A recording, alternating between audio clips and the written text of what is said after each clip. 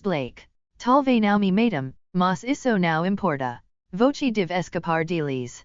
Oh, els now devem modelo els now oferao.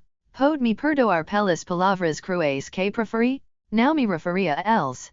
Meu orgulho foi ferido por teres dito de mim o que malad me conta que disseste, e por isso falei para te ferir, e now do fundo do meu coraco. Pode me perdoar, perdolo? Deus o abenco, eu pediria perdolo por assassinato?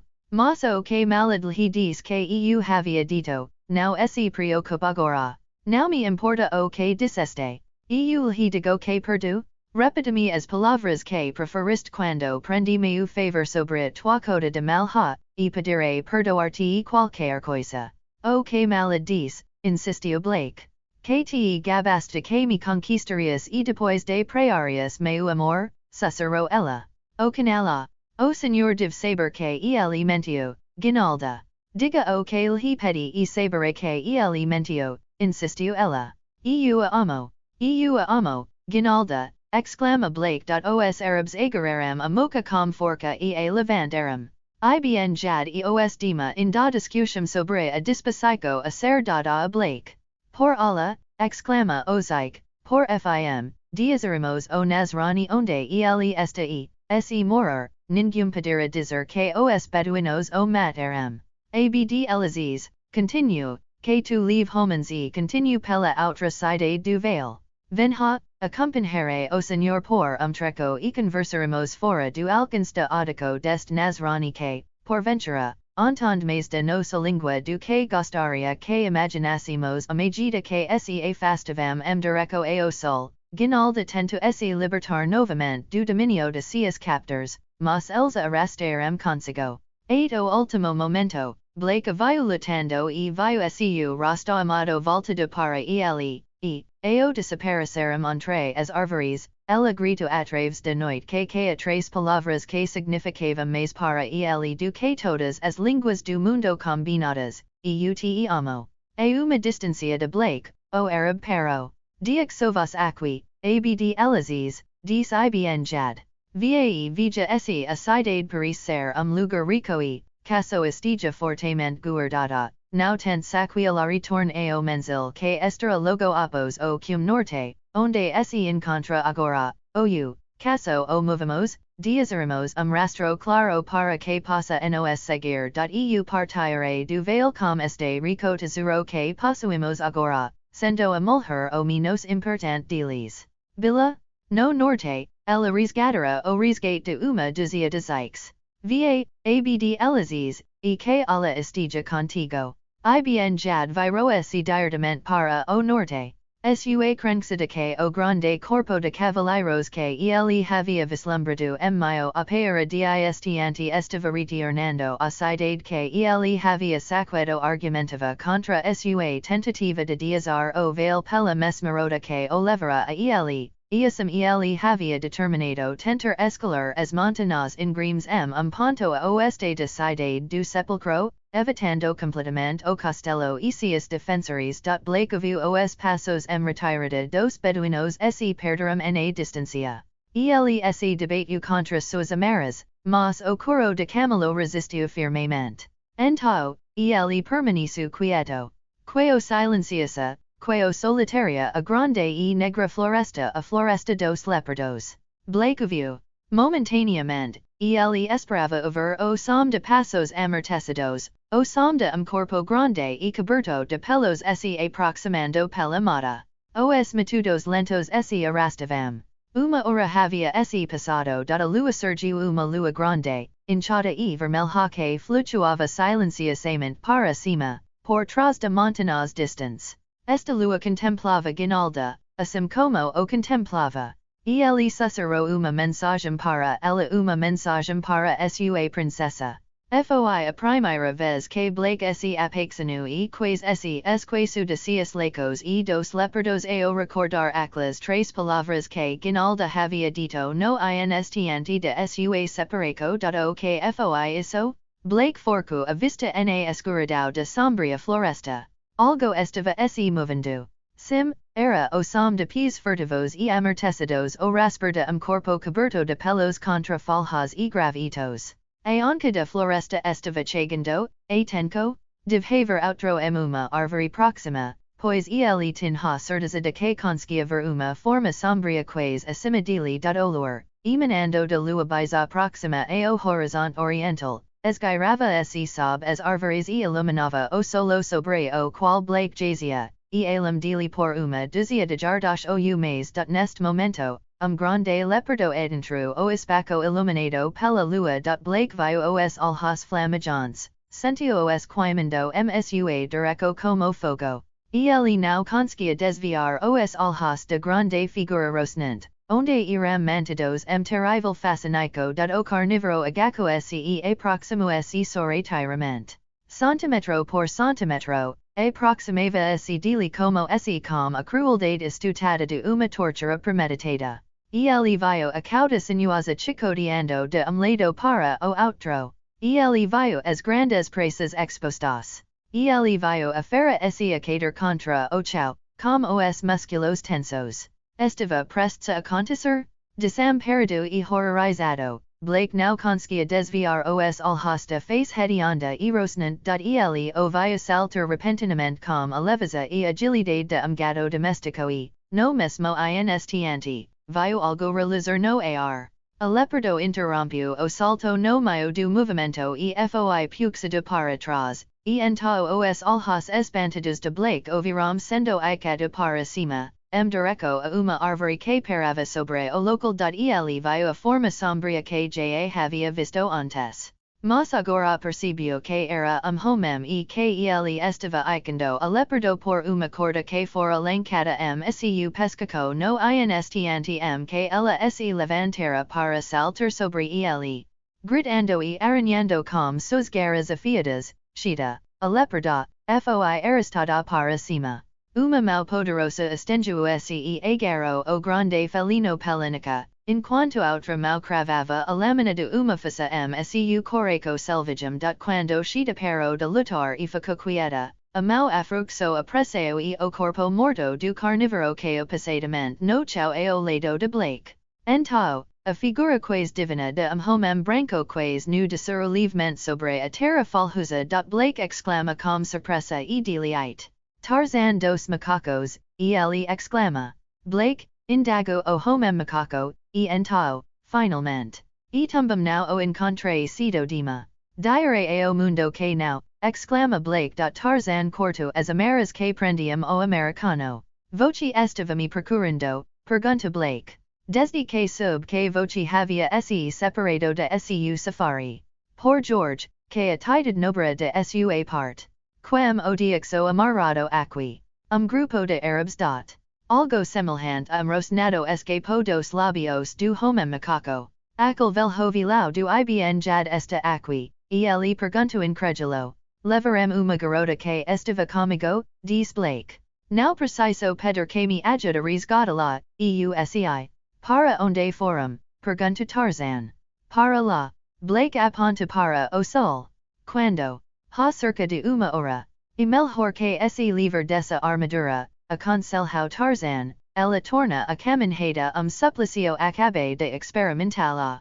Com a ajuda do homem macaco, Blake conseguiu tirar sua coda de malhai, seguida, os dois partiram na trilha aberta dos Arabs. No ponto que ibn jad havia retornado para o norte, eles não sabiam qual dos dois rastros seguir. Pois aqui as pegadas de guinalda, que o homem macaco conseguira identificar de tempos desde que diasaram o local onde a garota fora apreendida, desapareceram completamente. Eles se perguntavam o que teria acontecido com eles. Eles não poderiam saber que aqui, quando ela descobriu que ibn jad estava prestes a voltar com ela de Nimr, ela se recusou a caminhar mais.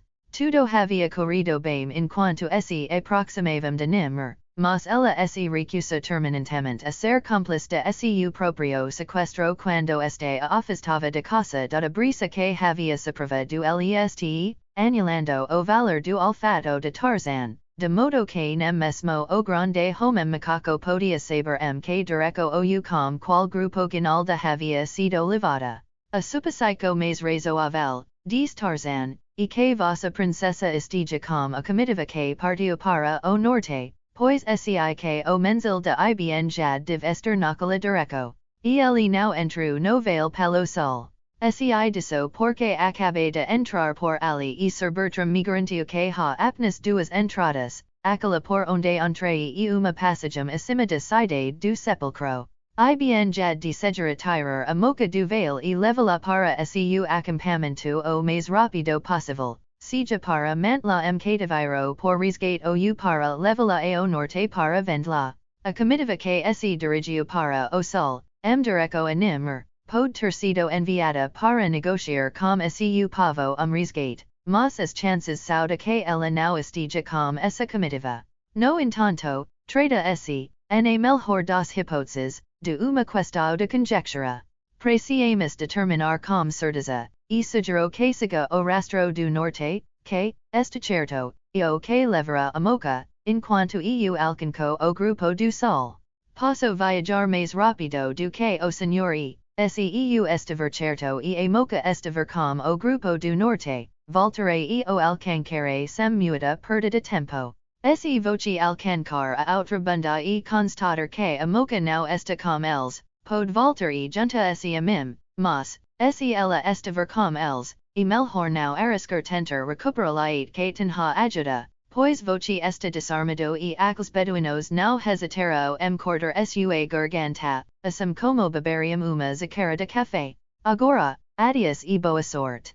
E Tarzan dos macacos partiu a trote na trilhada comitiva que havia seguido na direco de Nimr, enquanto Blake se dirigia para o norte, a fim de enfrentar uma jornada sombria pelas profundidades negras da floresta dos leopardos. Capítulo XXI para cada joia, uma gota de sangue. Durante toda a noite, ibn jad e sua comitiva marcharam para o norte. Embora estivessem prejudicados pela recusa de guinalda caminhar, fizeram progressos rápidos, pois eram impulsionados por seu grande desejo de escapar do vale com seu butim antes que fossem descobertos e atacados pela grande hosta de homens de combate que agora estavam convencidos de que estavam aquartelados no castelo e na cidade que tiveram a sorte de encontrar quais desertos. A avarigel lhes conferiu força e resistência muito além daquelas que normalmente demonstravam, de modo que o Hacker os encontrou aop das montanhas escarpadas que ibn jad havia determinado escalar, em vez de tentar ataque ao castelo que guardava o caminho fácil do vale. Foi grupo exausto que finalmente conseguiu passar pela barbacoa externa que guardava a estrada para a cidade do sepulcro, e não foram descobertos pelos guardas ali que o último homem estivesse saranca na trilha que levava a sela bison no cume das montanhas, além da qual se encontrava o menzil dos beduinos. Os defensores de barbacoa fizeram uma saída contra eles e se aproximaram tanto de sua retaguarda que o senhor cavaleiro que comandava via guinalda e a reconheceu, mas uma surivada dos arquebuzes do povo do deserto fez com que os soldados mal armados de Bohun recuassem retirada, embora o bravo cavaleiro empunhasse sua lança e investisse novamente que seu cavalo fosse derrubado por uma bala e ele ficasse preso sob ele. Já era tarde quando ibn jad, com sua companhia exausta, chegou cambaleando ao menzil.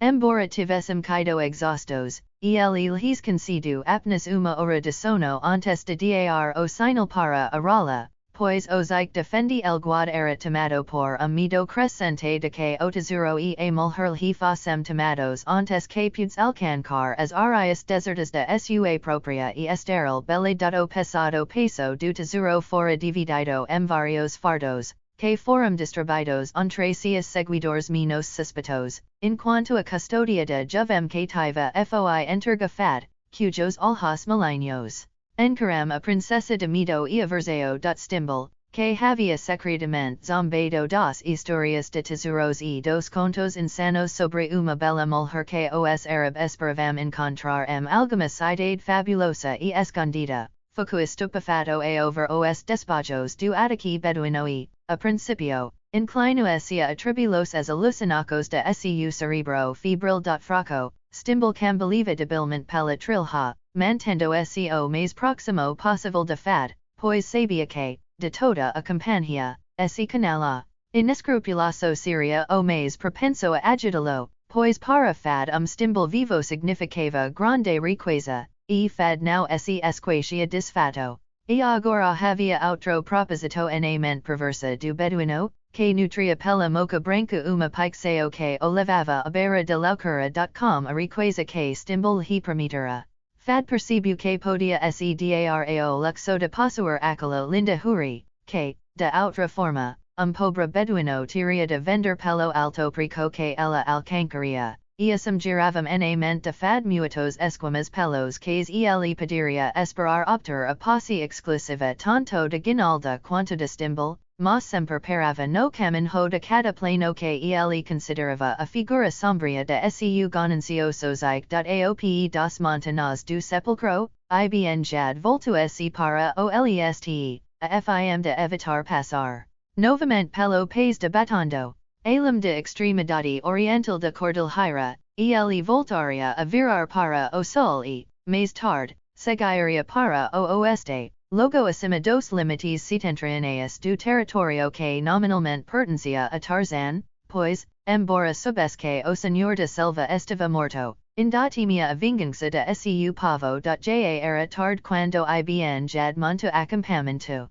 Os preparativos para a refeição noturna foram apressados. A luz da fogueira e das lanternas de papel no beat do zik era fraca e tremula, mas não tão fraca que a tija não vice fad dias arcair algo na tigela de comida que ela havia preparado para ibn jad e que estava no chão entre ele e seu suposto assassino. Quando o zik estendeu a mão para o recipiente, a tija saiu dos aposentos das mulheres e o derrubou de sua mão. Mas antes que ela pude explicar seu ado ou acusar fad de sua violência, o culpado, percebendo que sua perfidia havia sido descoberta, levantou-se de salto e, agarrando sua espingarda, saltou para os aposentos das mulheres, onde a guinalda havia sido diazada sob os cuidados vigilantes de Herfa e a tija dada passando-se do pulso da menina e arrastando-a atrás de si. Fad rompeu as cortinas na parte de trás do beat e caiu na direção de sua própria tenda.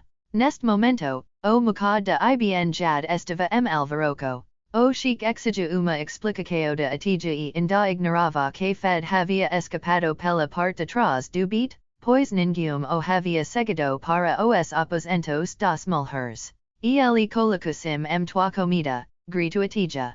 Eu 6. E a prova disso e que ele fugiu quando soube que eu o tinha visto. Bila, exclama ibn jad. O fio de chicolme envenenaria? Prendam-no e tragam-no a mim. Ele fugiu atrás do beat, gritou Herfa, e levou a nasraia com ele. Os beduinos saltaram e perseguiram Fad, mas, sua própria tenda, ele os detive com tiro e eles recuaram. Sua tenda, ele agarrou stimbal, que estava deitado sobre uma esteira imunda, e o arrasta para se levantar. Apressa-se, ele sibilou no ouvido do americano. Ibn jad ordenou que fosses morto, rápido, siga-me e eu o salvarei. Mais uma vez, Fad recarou as cortinas traseiras de beat e, enquanto seus companheiros se aproximavam pela frente, irados, mas cautelosos, Fad, arrastando guinalda e seguido por stimbal, esgueirou-se pela escuridão do mensil e virou-se para o oeste. Era crepúsculo quando James Blake, seguindo a trilha simples de ibn jad, finalmente galgou a última escarpa e se posto na trilha que conduzia através de passagem para o mundo exterior, além do vale do sepulcro. Sem jardash. Sua direita erguia-se as torres cinzentas de barbaca, sua esquerda estava a trilha que levava na direção do desejo de seu coraco, e ao seu reader, escondidos nos arbustos, estavam os homens de armas do rei bohan do sepulcro, mas ele não suspeitava disso, pois como poderia saber que, por horas, os olhos dos guardas observavam sua lenta ascensão direção à trilha de passagem, exausto pela longa escalada. Após horas de extenuante esforço sem comida ou descanso, disarmado, Blake estava indefso para resistir ou tentar escapar quando uma dúzia de homens armados surgiu dos arbustos circundantes e o cerco circulo de eco. Iasum, Sir James de Nimmer foi aprendido e levado perante o rei Bohun, e quando foi interrogado e Bohun descobriu que ele era o mesmo cavaleiro negro que frustrara seu plano de raptar a princesa Guinalda. Mal conseguiu se conter sairando a Blake apenas o fato de que seria executado que Bohun pudes determinar destino compatível com a hediondas do crime. O rei ordena que fosse colocado correntes, e o americano foi conduzido por guardas calabuco sob o castelo, onde, à luz de tocas, ferrero forjou uma passada feza de ferro tornada tornozelo e ele foi acorrentado a uma parede de pedra omitida à luz de chama. Blake viu duas criaturas emaciadas e nuas, igualmente acorrentadas, e canto diste vislumbrou esclato entre cujos ossos enferrujava pedico de corrente e uma grande tornozeleira. Então, silenciosamente, os guardas e o ferrero partiram, levando as tocas consigo, e James Blake foi diazado na escuridão e no desespero na planície, abaixo da cidade de Nimmer. Tarzan havia alcançado a comitiva de beduinos liderada por Abd el-Azizi, após certificar-se de que a moca não estava com eles, virou-se sem revelar e apressou-se para o norte, a fim de retomar o rastro da outra comitiva necessitando de alimento e descanso, e ele se recolheu na floresta dos leopardos durante o calor do dia, após perseguir horda, o javali, e realizar uma rápida caçada. Como o ventre cheio, o homem macaco encontrou uma forquilha alta uma árvore, onde havia pouca probabilidade de que as passadas leopardos de Nimmer perturbassem seus sonhos, e ali dormiu que o sol se pusesse atrás das montanhas ocidentais. Na manhã seguinte, ele chegou ao menzel deserto onde o povo de Ibn Jad havia acampado durante sua incursão no vale do sepulcro há algum tempo. Ele havia perdido o rastro de Blake, mas o de moca reparecia com frequência, e como seu resgate agora tinha precedência sobre outras considerações, ele seguiu obstinadamente a trilha de Ibn Jad.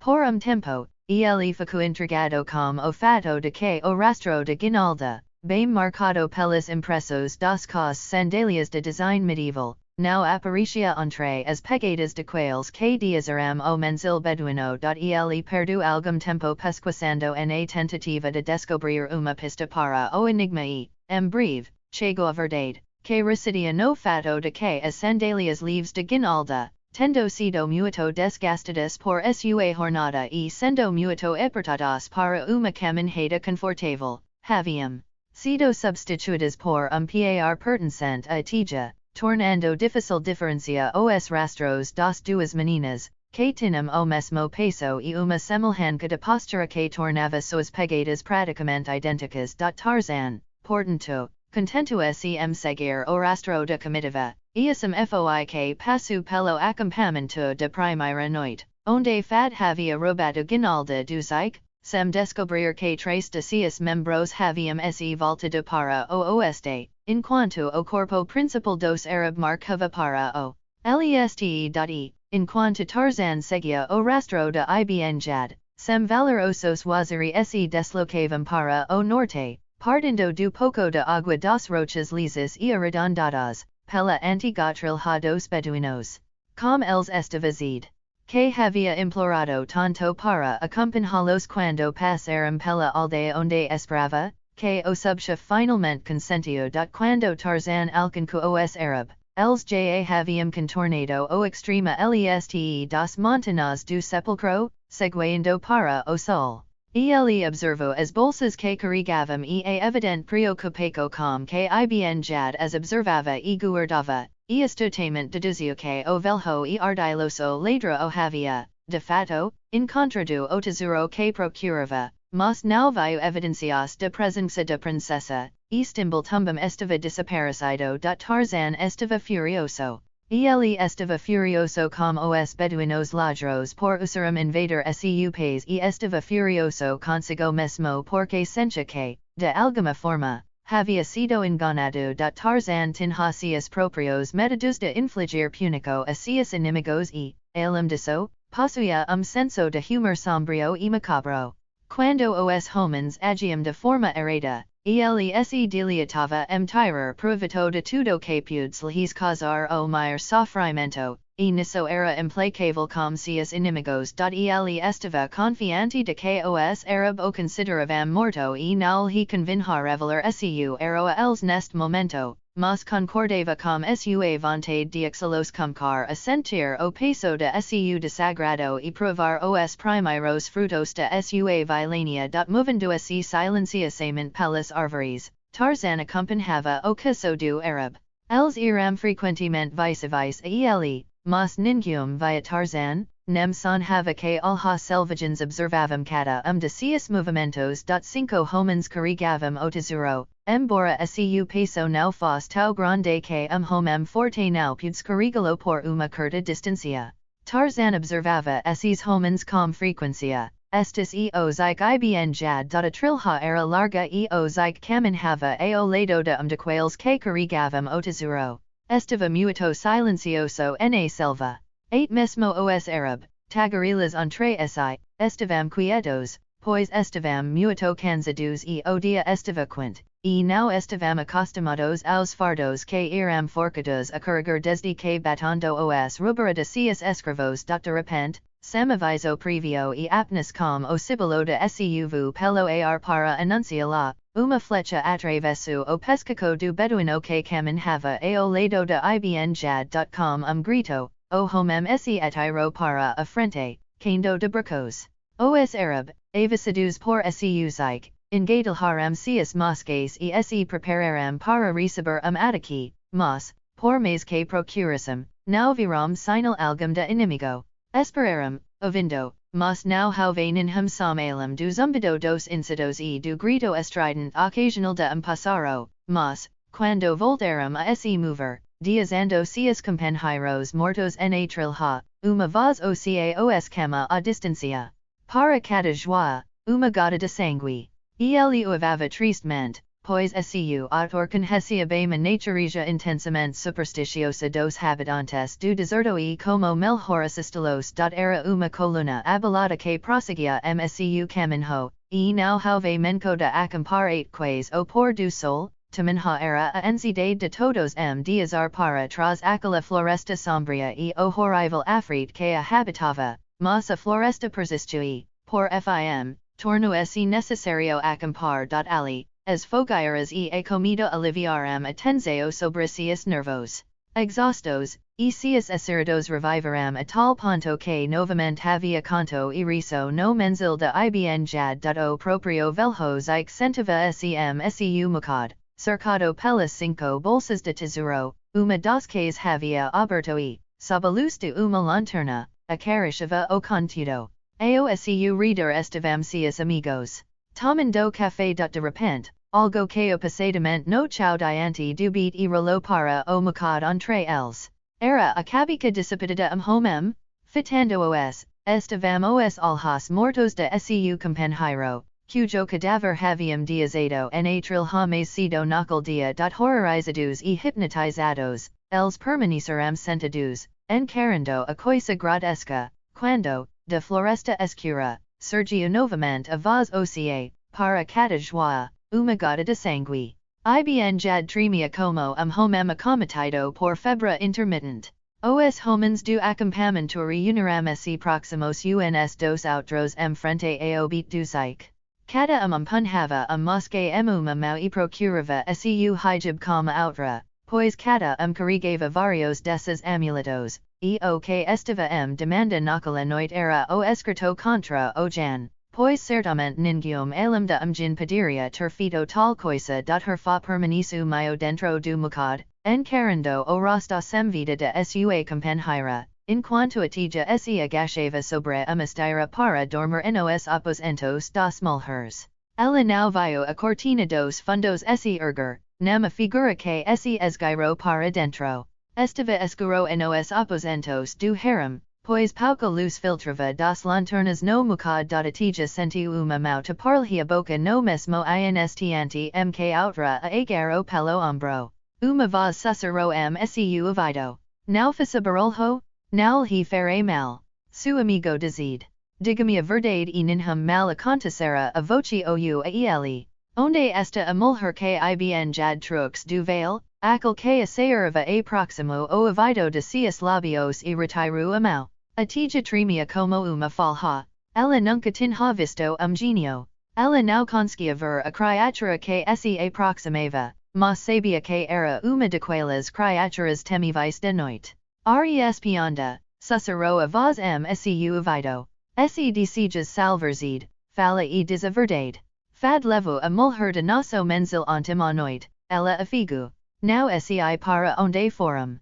Como veio, silencio a presença de exo o lado de garota aterrorizada.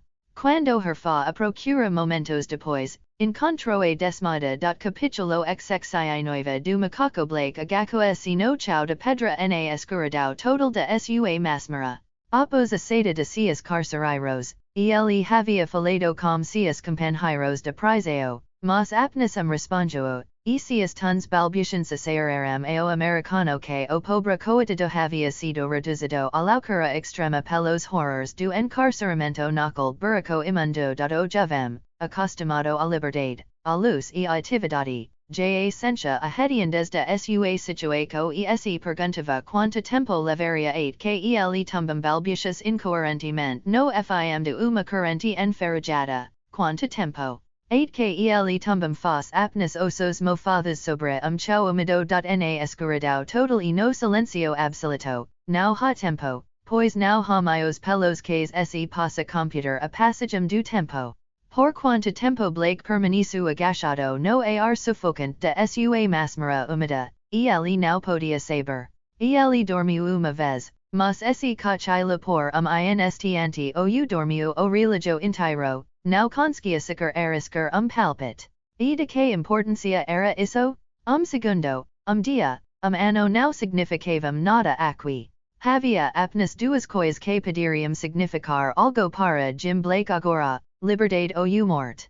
Ele sabia que não demoraria muito para dar as boas-vindas a este último som perturbo o silencio do cofre enterrado. Passos se aproximavam.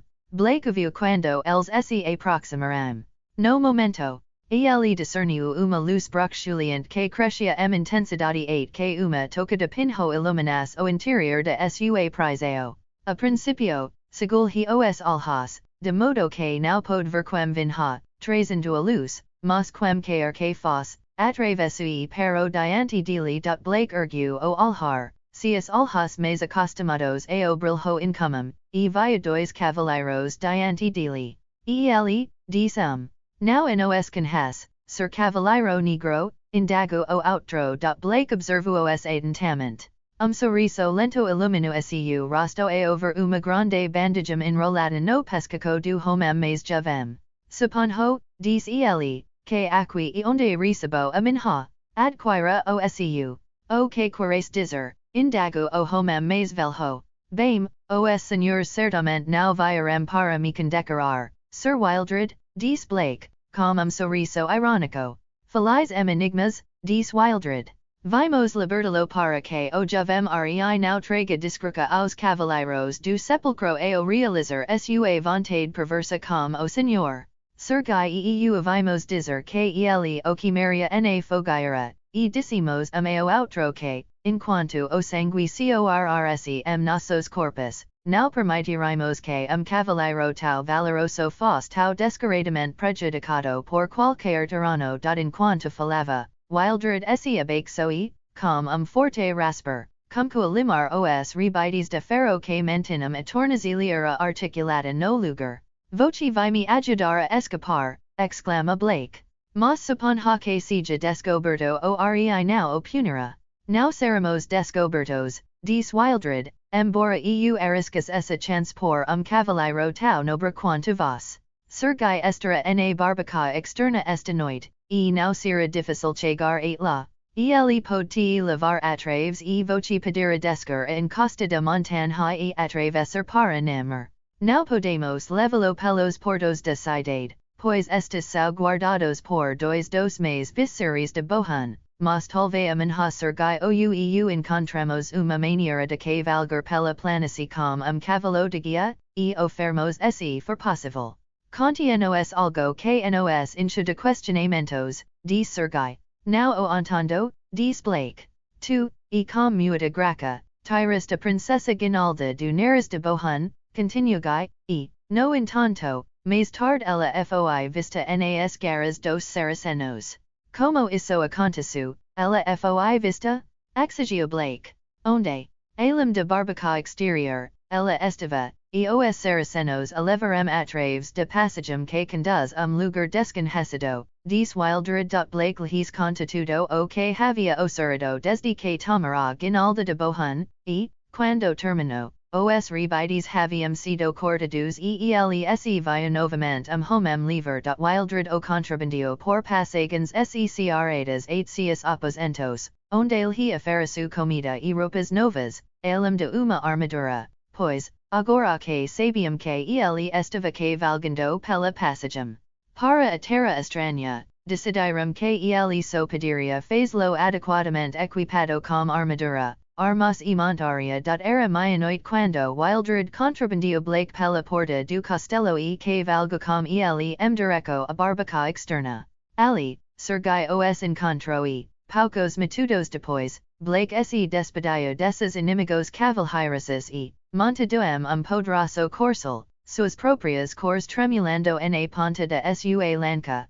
cavalgou sob a grade de entrada e seguiu pela estrada estrelada que levava ao cume dos montanhas do sepulcro. Toia, o rei gorila, escolheu besouro suculento de casca decomposicao de uma árvore queda.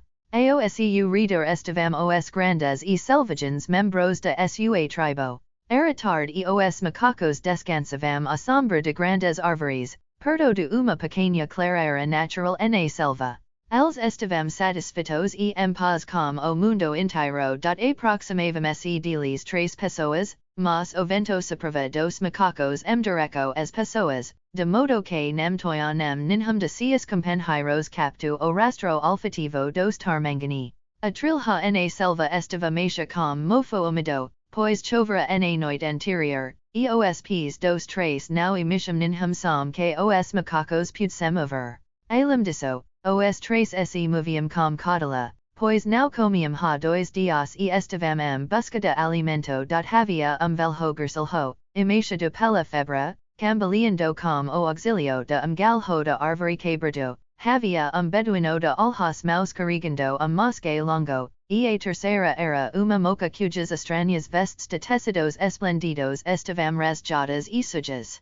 Seu rosto estava manchado de sujeira e era magro e pálido, mas ainda assim era rosto de beleza quase celestial. Ela caminhava com esforço e, embora às vezes tropicasse de cansaço, jamais perdia uma certa realeza na postura. Nem abaixava a altiva elevaco de seu quino bem moldado.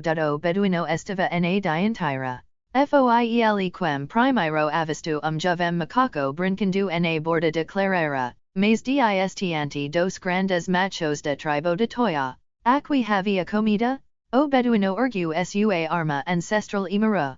Ele apertou o gatilho e o rugido resultante mistura-se com o grito de dor e terror que irrompeu do balo ferido. Instantaneamente, os grandes touros entraram echo. Eles fugiriam do temido e odiado thunder stick dos tarmangani, vingariam a dor do balo? Quem poderia saber? Hoje, eles podem fazer uma coisa, amanhã, sob circunstâncias idênticas, a outra. Hoje, eles escolheram a vingança. Liderados por Toia, resnando horrivelmente, os touros avancaram passadamente para investigar. Foi essa visão que encontrou o olhar horrorizado dos 3, o seguiram o tiro de fad para saber se, finalmente, iriam comer os teriam que seguir frente, desesperancados, enforcados pela fome que eles corroia as entranhas. Fad e stimbal viraram se correram de volta pela trilha, o arabe, sua covarde pressa, parando Guinalda para o lado e jogando no chão. O touro líder, o vera moca, salta sobre ela e estava prestes a cravar os dentes seu pescaco quando toia o agarro e a afasta dela, pois toia a havia reconhecido pelo que ela era. O rei girla já havia visto outra tarmangani e decidira que gostaria de te la como esposa dado outro simio, turo enorme, vendo que toia desjava a pressa e irritado com a mania tyrannica do rei, decidiu imediatamente conquistar o direito de toia sobre o que ele havia reivindicado primeiro. Mostrando suas pressas, ele avançou ameaçadoramente direto a toia, que havia arrastado a garota de volta para a clareira da toia rosna de volta para ele. Via embora, diz toia, esta e a toiaschi, e de goiad, respondiu o outro, avancando da toia volto. Eu mato, ele grita da goiad chegui, subitamente, toia agarro guinalda mcs bracos peludos e fugiu para a selva. Atrás dele, berrando e gritando, perskia goiad da princesa guinalda. Como os alhas regulados de horror, ludava para se libertar da criatura hedionda e peluda que a raptava. Ela nunca havia visto nem ouvido falar de grande macaco, e agora os considerava habitantes horríveis e inferiores de quel mundo exterior que sempre lhe ensinaram ser composto por exercidos de saracenos ao rediri, elam, a uma grande distancia, país maravilhoso conhecido como Inglaterra. O que mais havia ela nem sequer tentara adivinhar, mas evidentemente era lugar horrível povoado por criaturas hediondas, incluindo dragos. Toia não havia corrido grande distancia quando percebeu que não poderia escapar enquanto estivesse sobrecarregado com ela e, como não tinha intento de abandoná-la, virou-se subitamente e enfrentou o rugido de goiad. Goiad não parou. Ele chegou espumando pela boca, arracado, resnando uma imagem de selvageria bestial, poder e fúria frenética. Toia, soltando a garota, avançou para enfrentar a investida de seu súdito rebelde, enquanto guinalda, enfraquecida por esforço incomum e falta de alimentação, aterrorizada pelas circunstâncias hediondas de sua situação, que o afigant no chão. Toia e goiad, imersos na perspectiva de batalha, estavam alheios a tudo mais. Se guinalda tivesse se aproveitado esquecimento temporário dela, poderia ter escapado, mas ela estava atordoada exaustadima para aproveitar a oportunidade. Hipnotizada, fascinada pelo horror da situação, ela observava aquelas aterrorizantes e primordiais criaturas antropomórficas se prepararam para lutar pela posse dela. Guinalda não foi a única testemunha desses preliminares selvagens. De ocultacao de arbusto baixo atrás do qual jazia, outro observava a cena com olhos firmes e interessados. Absortos por sua própria pixao, nem toia nem goiad notaram o movimento ocasional das folhas externas do arbusto atrás do qual este outro observador jazia, movimento transmitido pelo corpo do observador a cada respiração e a cada mínima mudança de posição. Talvez o observador não tenha descoberto nenhum interesse esportivo no duelo iminente, pois, no momento que os dois simios estavam prestes a se enfrentar, ele se levantou e adentrou o espaço aberto grande leão de juba negra, cujo pelo amarelo brilhava durado sob a luz do sol. Toia o avista primeiro e, com rosnado de fúria, virou-se e fugiu, diazando seu adversário e sua presa mercê do destino que a providencial lhes reservasse. Goiad, acreditando que seu rival havia abandonado o campo por medo dele, bateu ruidosamente seu peito e regiu o grito de Vitória do girla, então, pavoneando-se como convinha vencedor e campeão, virou-se para reivindicar o prêmio. Entre ele e a menina, ele viu o leão olhando. Como expressao seria diretamente mcs alhas. Goiad interrompeu. Quem não teria? O leão estava a uma distancia de ataque, mas não estava agachado. Goiad recuou, resnando, e quando o leão não fez nenhum movimento para segui-lo, o grande simio subitamente se virou e se afasta passadamente para a selva, lançando muitos olhares para trás na direção do grande felino que a folagem interposta o ocultasse de sua vista. Então, Olieo se voltipara a menina. Pobre prinsinha, desesperançada e resignada, ela jazia no chão, fitando, como os alhas arregalados, essa nova máquina de tortura e destruco. O rei das feras a observa por momento e, seguida, caminho sua direco. Ginalda junto as maus e oro não pela vida, pois a esperança nela havia muito tempo renunciado, mas pela morte, rápida e indolor da fera fulva a próximo esse. Ginalda fecu os alhas para afastar a visão aterradora. Sentiu uma respiração quente sua bochecha, cujo odor fedidol he invadio as narinas. Olieo ferreo a Deus. Porque ele não encerrou? Nervos torturados não suportaram mais e Ginalda desmaia. Misericordiosa interrupco de seu sofrimento. Capitulo ca jad bal jacom os nervos a flor de pele, os reminiscentes de companhia de ibn jad voltaram se para o oeste e apressaram se, por meio de marcas forcadas, a escapar da horripilante floresta dos jins. Abd elazizi aqueles que o haviam acompanhado da floresta dos leopardos direco a nimernau se reuniram a eles. Nem jamais o fariam, pois na planície abaixo de cidade tesouro dos sunhos dos beduinos, os cavaleiros de Gobred os haviam descoberto e, apesar de destruco estrondosa das antigas espingardas, os cavaleiros de ferro de Nimmer haviam baixado suas lancas contra os saracenos e, mais uma vez, o vitorioso grito de guerra dos cruzados ressoou após 7 séculos de silencio para anunciar novo confronto na venerável guerra pela posse de Terra Santa, a guerra que não tem fim. Do norte, cavaleiro, com armadura de acero pelas florestas de Terra de Gala, estandarte azul e prateado tremulava sua lanca.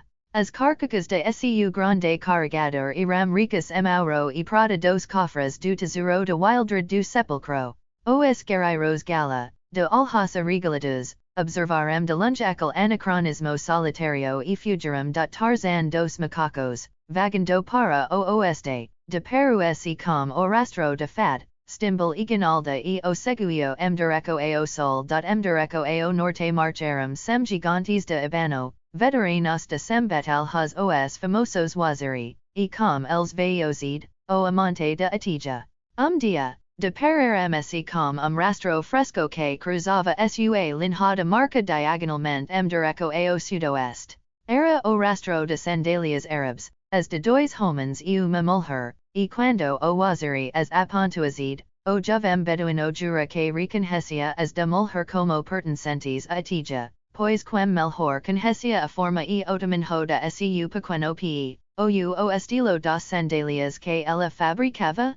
Ele implorou ao Waziri que se desviasse por tempo e o ajudasse a encontrar sua amada, e enquanto o subchefe debatia a questão sua mente, o som de algo se orrendo pela selva atraiu a atenção de todos. Enquanto ouviam, homem cambiou a aparecer. Era fad. Zed o reconheço instantaneamente e, imediatamente, passou a ter certeza redobrada de que as pegadas de mulher haviam sido feitas por Atija. Zed aproximou se de fad de maneira ameaçadora. Onde está Atija? Ele exigiu. Como eu deveria saber? Não avijo ha dias, respondiu a fad, com sinceridade. Mentes, grita Zed, apontando para o chão. Aqui está suas próprias pegadas ao lado das tuas. Uma expressão estuda surgiu nos alhas de fad. Ali, ele viu uma oportunidade de causar sofrimento ao homem que odiava. Ele do de Burroughs. Bem, se voce sabe, disse ele. Onde ela está, exigiu Zed. Ela faleceu. Eu teria poupado voce, respondiu a fad. Morto. O sofrimento contado naquela única palavra deveria ter derretido coraco de pedra mas não o de fad. Eu arrubei da casa de seu pai, continue fad, desejando infligir o máximo de tortura possível seu rival. Por dias e noites ela foi minha, então enorme macaco arrubo de mim. A essa altura, ela já deve estar morta. Mas fad fora longe dima. Ele havia selado sua própria ruína. Com grito de fúria, Zed salta sobre ele com sua coisa desembanhada, e ontes que os waziri pudsem interver ou fad se defender, a lamina afiada havia se afogado tres vezes no coreco do beduino mentiroso.com acabica curvada e alhas opacos, zed marcha para o norte com os waziri, enquanto, uma milha atrás deles, velho debilitado, ardendo febra, trapicava na trilha ikea. Duas vezes ele tento se levantar, apenas para cair debilmente de volta ao chão, amontoado imundo e esfarrapado de ossos velhos, ele jazia as vezes delirando, as vezes tão imóvel que parecia morto do norte de sur Tarzan dos macacos, seguindo o rastro de guinalda e dos dois que a acompanhavam. Conhecendo bem as sinuosidades de trilha, ele tomava atalhos, balancando-se pelos galhos das árvores, e assim aconteceu que ele perdeu os waziri no ponto onde sua trilha havia encontrado a de fad, onde zed havia matado seu rival, e logo suas narinas captaram o cairo dos mangani a distancia direco aos grandes simios, ele se dirigiu rapidamente, pois temia que algum mal pudesse acontecer a moca, caso ela, por qualquer infortunio, que nas maus dos anthropoides. Ele chegou na clareira onde eles descansavam, pouco tempo depois do retorno de Toya e Goiad, que, a essa altura, haviam abandonado sua disputa, uma vez que o premio fora tomado por algum mais forte do que ambos. Concluídas as preliminares da reunião e os macacos tendo reconhecido e saudado Tarzan, ele indago se algum deles havia visto a Tarmangani que recentemente passara pela selva. Mwailet aponta para Toya e Tarzan se virou para o rei. Voce avia, pergunta Tarzan, recesso, pois não apreciava a maneira do rei macaco. Toya indicou o sol como o polegar. Numa, ele disse e continuou a procurar comida. Mas Tarzan sabia o que o macaco queria dizer com a mesma certeza que se ele tivesse falado sem palavras de explicação. Onde? Pergunta Tarzan. Toya aponta diretamente para onde havia abandonado guinalda ao leão, e o homem macaco, movendo-se diretamente pela selva ao longo da linha indicada pelo rei macaco, foi tristemente investigar, embora já soubesse o que encontraria. Ao menos ele pediria afastar numa de sua presa e dar entero decente a infeliz moca. Lentamente, a consciência retornou a guinalda. Ela não abriu os olhos, mas permaneceu muito quieta, questionando-se se aquilo seria a morte. Ela não sentiu dor. No momento, odor adocicado e pungente invadiu suas narinas, e algo se moveu muito perto dela. Tão perto que ela o sentiu contra seu corpo, pressionando suavemente, e onde pressionava sentia calor como de outro corpo. Temerosa, ela abriu os olhos e o horror de sua situação a invadiu novamente, pois viu que o leão havia se deitado quase encostado a ela.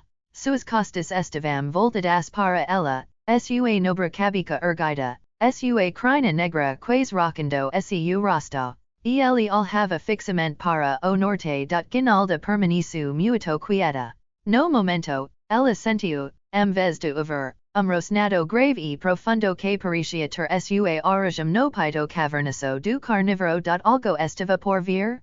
Mesmo Guinalda sentiu isso, mas não poderia ser socorro, pois o que poderia socorrer dessa fera hedionda, houve farfalhar entre os galhos das árvores a 100 pés de distância e, subitamente, a figura gigantesca de semideus caiu no chão. O leão se ergueu e encarou o homem. Os dois permaneceram assim, observando-se por breve momento. Então, o homem falou. Jad balja, exclama ele, e seguida, venha para o calcanhar. O grande leão duradouro e caminhou pelo espaço aberto, parando diante do homem. Guinalda viu a fera olhar para o rosto do semideus e observou este a carecer a cabeça fulva com carinho. Entretanto, os olhos do homem, o deus, o que quer que fosse, estavam fixos Guinalda, e ela percebeu o súbito alivio que os toma quando Tarzan percebeu que a moca estava ilsa. Diazando o leão, o homem macaco atravessou onde a princesa jazia e ajoelhou-se ao seu lado. Vossa Alteza e a Princesa Guinalda, ele pergunto da moca assentio, perguntando se como ele a conhecia. Inda estava atordoada dima para contractola a própria voz. Voce esta ferida, ele pergunto da ela balanco acabica. Não ten ha medo, ele a tranquilizou como uma voz suave. Seu amigo. Agora está seguro dat havia algo na forma como ele diz aquilo que enche Guinalda de uma sensação de ser como todos os cavaleiros armados do reino de seu pai dificilmente haviam transmitido. Não ten medo nunca mais, diz ela simplesmente. Onde está os seus companheiros? Pergunto ele dat ela lhe conta tudo o que havia acontecido. Voce se livrou bem deles, diz o homem macaco, e não tentarmos encontrá-los. A selva se encarregará deles a sua maneira e no tempo oportuno. Quem sois vós? Pergunto a moca. Eu sou Tarzan. Como submeu nome? Ela indago. Su amigo de algum que o senhor conhece como Sir James, explico ele. Ele e eu estivamos procurando por voce. Tu és amigo dele. Ela coro. Oh, nobre senhor, então o senhor também e meu. O homem macaco sorriu. Sempre, ele disse. Porque olheo não o mato, Sir Tarzan, ela indaga, considerando o simples cavaleiro, pois sua terra só existiam estes, elam dos membros de sua casa principesca e do sudo rei da cidade do sepulcro.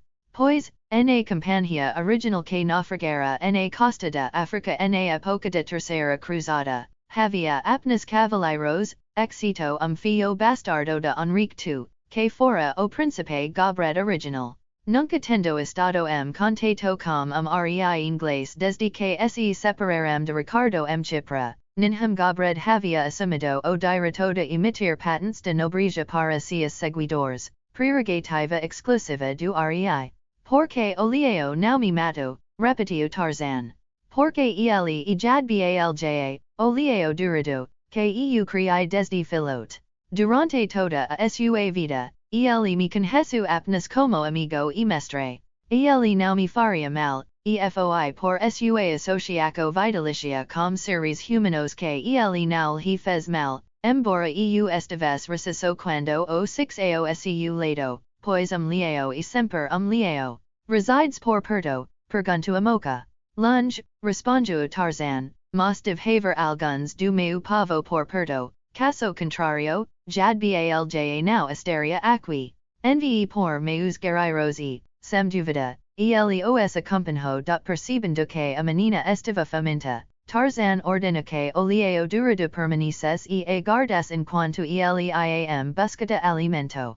Não tema a ele, disse-lhe, e lembre-se de que não poderia ter protetor mais competente do que ele para desencorajar a aproximação de inimigos. E bem posso acreditar nisso, admitiu Guinalda Tarzan retorna com comida e, como o dia ainda não havia terminado, iniciou o caminho de volta para nimmer com a garota resgatada, carregando-a, pois ela estava fraca dima para andar, e ao lado deles caminhava o grande leão de juba negra e durada durante aquela jornada.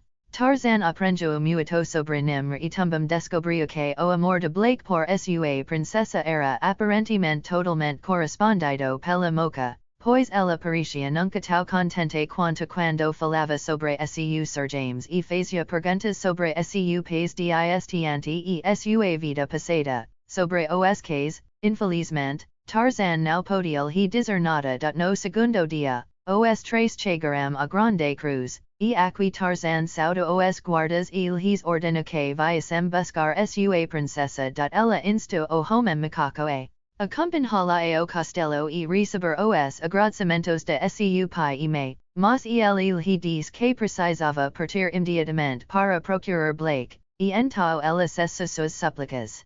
E, se o encontrares, diz ela, diz-lhe que os portos de nimmer estarão sempre abertos para ele e que a princesa Guinalda aguarda seu retorno. Tarzan e jad balja desceram da cruz, e antes de retornar para adentrar o túnel que conduzia ao castelo de seu pai, a princesa Guinalda permaneceu observando os que uma curva na trilha os ocultasse de sua vista.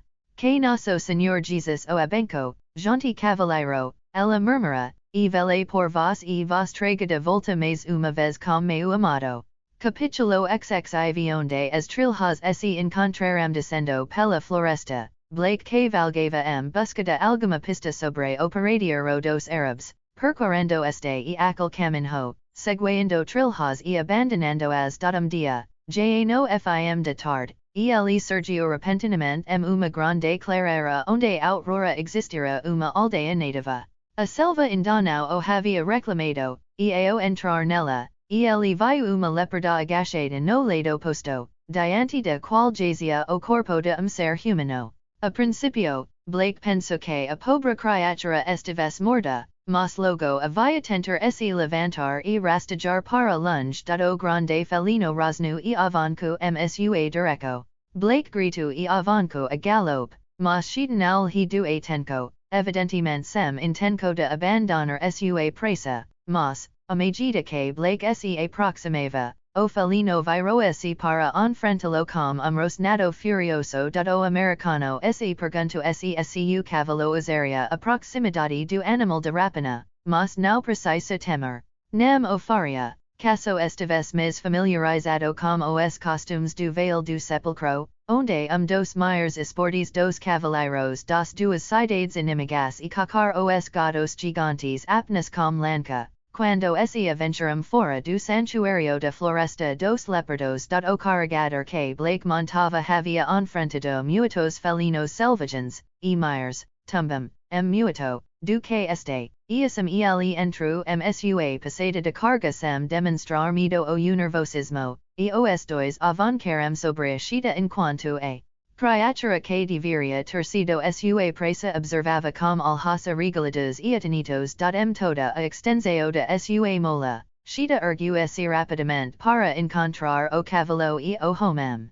Ele saltou e, ao saltar, atingiu chio a ponta de metal de grande lanca, e o cabo de madeira atravessou tão profundamente que o homem teve dificuldade em remover a carcaça. Tendo feito isso, ele se virou e cavalgou para o lado da criatura que jazia indefesa no chão. Meu Deus! Exclama, ao pousar os olhos no rosto abaixo dele. Stimble. Blake. O homem mais jovem desmontou. Está morrendo, Blake, sussurrou Stimble. Antes de partir, gostaria de expressar minhas sinceras desculpas. Agi como canela. Eco que mirasse o que aconteceu. Dias isso para lá, Stimble, diz Blake. Ainda não está morto. A primeira coisa elevá-lo a local com comida e água. Ele se abaixo. Ergueu o corpo emachado e colocou o homem sua cela. Passei por uma pequena aldeia nativa há alguns quilômetros. Todos correrão quando me viram, mas tentaremos obter comida lá. O que o senhor está fazendo aqui? Pergunta Stimble. Nome do rei Arthur, onde o senhor conseguiu essa roupa. Contarei a respeito quando chegarmos à aldeia, diz Blake. E uma longa história. Está procurando por uma menina que foi sequestrada pelos árabes há alguns dias. Meu Deus! Exclama Stimble. Sabe algo sobre ela? Indagou Blake. Eu estava com o homem que a rouba, diz Stimble. O pelo menos que a rouba dos outros árabes. Onde ela está? Ela está morta, Blake. Morta. Bando de quails grandes macacos anthropoides a pegaram. A pobre criança deve ter sido morta imediatamente. Blake permaneceu silencio por longo tempo, caminhando com a cabeça baixa enquanto, sobrecarregado por uma armadura pesada, conduzia o cavalo pela trilha. Os árabes a machucaram, perguntou ele, por fim. Não, respondeu Stimble. O Zika Ruba, seja para resgate, seja para vendla no norte, mas fada Ruba para si. Ele me leva consigo porque eu lhe havia prometido muito dinheiro caso me salvas, e o impedi de machucar a moca dizendo que ele jamais receberia centavo meu se o fizes. Senti pena de pobre criança e decidi que a salvaria, se fosse possível. Quando Blake e Stimble se aproximaram da aldeia, os negros fugiram, diazando os homens brancos na posse total do local.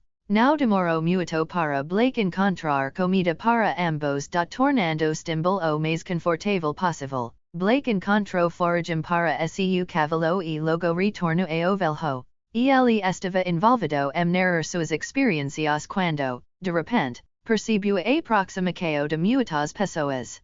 Ele podia ouvir vozes e o som de pés descalços. Evidentemente, os moradores estavam retornando. Blake preparou-se para recebê-los com gestos amigáveis, mas o primeiro vislumbre que teve de comitiva que se aproximava causou-lhe pouco de instinto, pois não eram os aldeos assistidos que ele vira correndo para a selva pouco antes. Com plumas brancas tremulando acima de suas cabeças, uma companhia de guerreiros destemidos descia a trilha balancando. Grandes escudos estavam sobre suas costas, longas lanças de guerra suas mãos. Bem, disse Blake, eco que estamos encrencados. Os moradores devam ter chamado seus irmãos mais velhos. Os guerreiros entraram na aldeia e ouviram Blake, pararam evidente admiração. Deles aproximou-se dele e, para surpresa de Blake, dirigiu-se a ele inglês razoavelmente bom. Somos os waziri de Tarzan, disse ele. Procuramos nosso chef e mestre. O senhor ouviu, buona, o waziri? Blake pediria te los abracado. Ele estava desesperado para saber o que fazer com stimbul. Sozinho, ele jamais teria conseguido civilizar o homem, mas agora sabia que suas preocupações haviam terminado. Não faz o luto de Blake easy, teria sido uma festa alegre, que se farta de mandioca e de cerveja dos aldeos naquela noite, pois os waziri não estavam preocupados com seu chef. Tarzan não pode morrer, disse o subchef a Blake, quando este perguntou-se o outro sentia algum medo quanto a saranca de seu mestre, e a simples convicção das palavras calmas quais conseguiu seu enviançar Blake de sua veracidade. Ao longo de trilha, caminhava o exausto árabe de tribo Beni Salem, el Guad. Homens exaustos cambaleavam sob o peso de cargas pela metade. As mulheres carregavam indames. Ibn Jad observava o tesouro com olhos avidos. Uma flecha surgiu do nada e perfora o coraco de portador de tesouro próximo a Ibn Jad. Uma voz ocia soau da selva, para cada joie, uma gota de sangue. Aterrorizados, os beduinos apressaram se quem seria o próximo? Eles queriam abandonar o tesouro, mas Ibn Jad, ganancioso, não permitiu. Atrás deles, vislumbraram grande leão. Ele os aterrorizava porque não se aproximava nem se afastava apenas os seguia silenciosamente. Não houve retardatários. Uma hora se passou. O leão caminhava círculos, a vista de retaguarda de coluna. Nunca a cabeça de uma das colunas de Ibn Jad fora tão requisitada. Todos desejavam assumir a liderança. Grito irrompiu de outro portador de tesouro. Uma flecha havia atravessado seus pulmões. Para cada joie, uma gota de sangue. Os homens jogaram o tesouro no chão. Não carregarmos mais essa coisa maldita, gritaram eles, e novamente a voz falou. Pegue o tesouro, Ibn Jad, disse ela. Aproveite o tesouro. E o senhor quem assassinou para adquiri-lo. Pegou, ladrou e assassinou, e carregou voce mesmo. Juntos, os Arab transformaram o tesouro uma única carga e o levantaram para as costas de Ibn Jad. O velho Zike cambaleou sob o peso. Não consigo carregá-lo, exclama voz alta. Suidaço e não passou forca. Podes carregá-lo, morras, trovejou a voz oca, enquanto o leão permanecia na trilha atrás deles, seus olhos fixos neles. Ibn Jad cambaleava sob a grande carga. Ele não conseguia mais viajar tão rápido quanto os outros e, por isso, foi deslizado para trás, tendo apenas o leão como companhia, mas apenas por curto período. Atija percebeu seu dilema e retornou para seu lado, empunhando a mosca. Não tema, disse ela, não sou o fio que desejavas, mas ainda te protegirei como fio. Já era quase crepúsculo quando os líderes da companhia beduína se depararam com uma aldeia. Els estavam ali e cercados por uma centina de guerreiros antes de perceberam que estavam no meio de tribo que mais temiam e detestavam, os waziri de Tarzan. O subchef os desarmou imediatamente. Onde esta ibn jad, exegiuzid. Ele está chegando, diz deles. Els alharam para trás, ao longo de trilha, e logo zid via duas figuras se aproximando. Deles era homem curvado sob uma grande carga, e o outro, uma jovem. O que ele não viu foi a figura de grande leão nas sombras atrás deles. Zid prendeu a respiraco porque, por instante, seu coraco havia parado de bater. Atija, ele exclama, correndo para encontrar-la e abracá-la. Ibn jad cambiou para dentro da aldeia.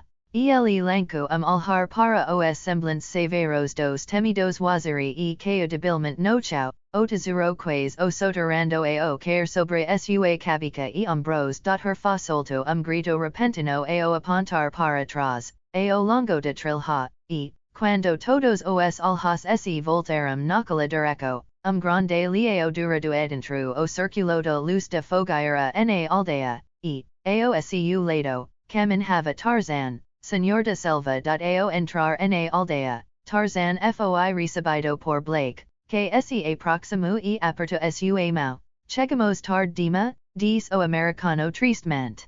O que quer dizer? Perguntou o homem macaco. A princesa Guinalda está morta. Absurdo, exclama Tarzan. Eu a dias esta manhã na entrada da cidade de Nimr. Por diversas vezes, Tarzan foi obrigado a aceitar a Blake que não estava pregando uma peca cruel nele. Por uma dúzia de vezes, Tarzan teve de repetir a mensagem de Guinalda, e, se o encontrares, diz-lhe que os portos de Nimr estarão sempre abertos para ele e que a princesa Guinalda aguarda seu retorno. Mais tarde naquela noite, Stimble, por meio de Blake, implorou a Tarzan que fosse a cabana que jazia. Graças a Deus, exclama o velho fervorosamente. Eu pensei que o tivesse matado. Isso tem me atormentado e agora sei que não foi voce. Acredito que posso me recuperar. Cuidaremos de voce adequadamente, Stimble, diz o homem macaco, e assume que estiver suficientemente bem, o levaremos para a costa, então ele se afasto.